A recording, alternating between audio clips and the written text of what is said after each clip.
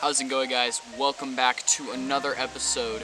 Today what I'm going to be doing for you guys is I'm going to be debating whether the GoPro Hero 6 Black is still relevant and still could be used to a competitive level against the newer model cameras in 2019. Let's get into it.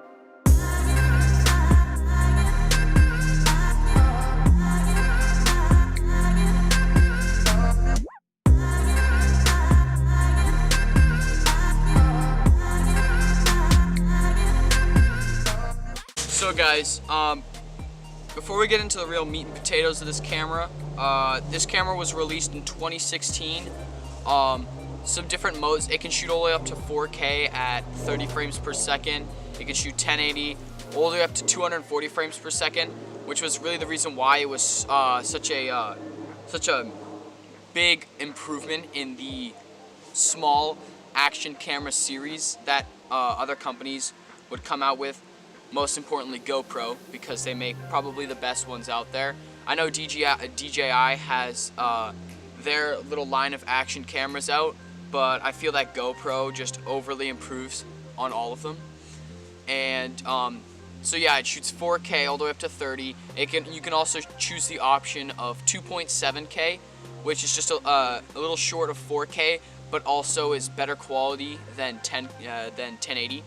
And you can shoot all the way up to 120 frames with 2.7K, which is amazing because you can get some nice buttery smooth slow-mos, but also at really high quality pixels.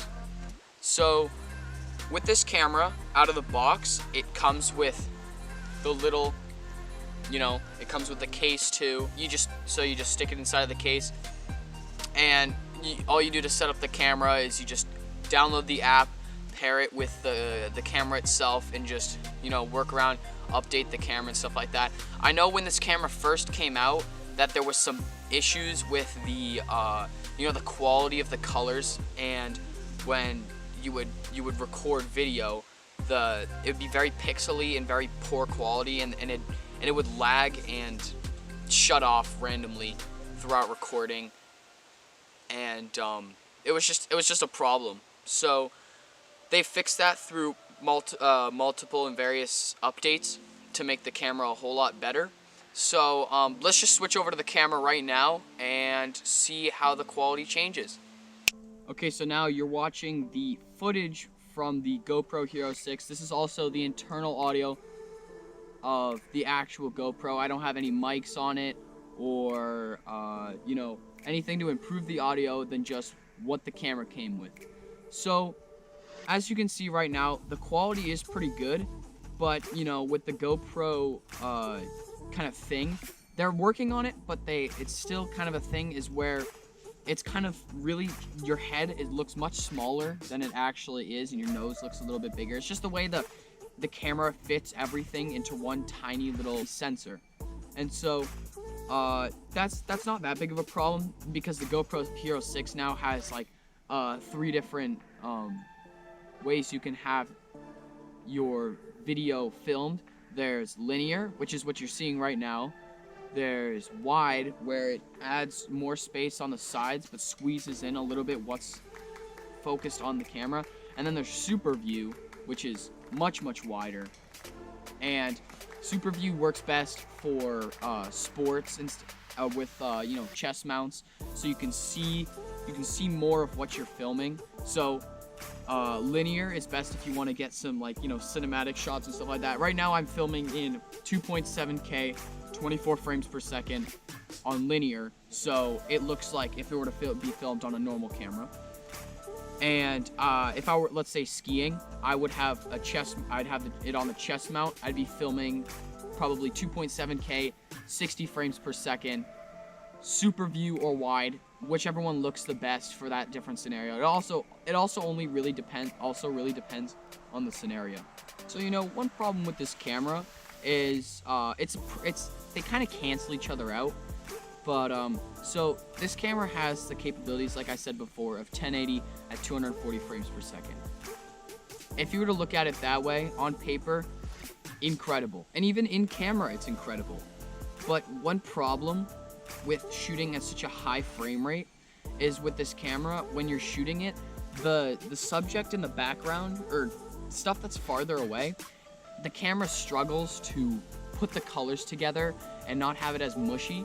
So I've witnessed when I've been filming at 1080 and 240 frames that stuff that's close up at slow-mo, at a slow-mo, if you're trying to film it in slow-mo, it looks crisp, it looks fine, the colors are perfect. But if you're filming something that's far away in 1080, 240 frames, it can be a problem because it's not as crisp as you would like it if you were trying to get it comparable as something that's close up.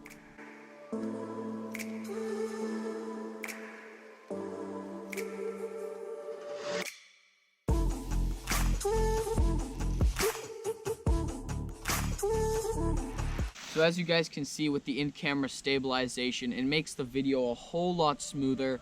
It takes out some of those unnecessary camera shakes, and it just makes your footage more bearable for the viewer. But if you take a look at when the in-camera stabilization is turned off, you can visibly see those shakes and bumps from you running or walking when filming your subject, or just in general whatever you're filming.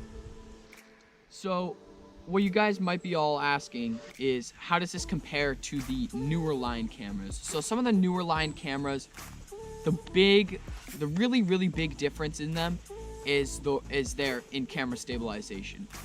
For the GoPro Hero 7, it's their Hyper Smooth, and the Hero 8 and Max, it's the Hyper Smooth 2.0, which in my opinion is incredible. It's incredible. It's so fascinating how such incredible smoothness can come from a camera so small without needing a gimbal. And that's why they're so popular, because of how revolutionary they are in these action cameras. And I just think it's great. But the GoPro Hero 6 does stand a chance against them if you can't afford the newer line cameras, which go $300, $400.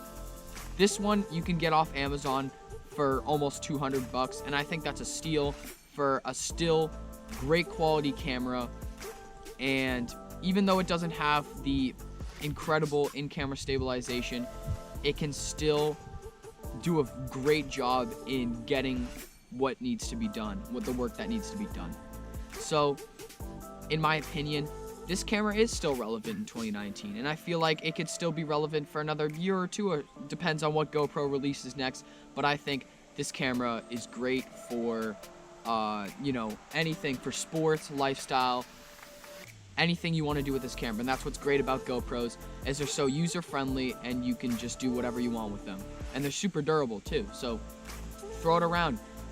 Try some sketchy shots here and there that would get your average camera a little roughed up around the edges, because this camera can take it.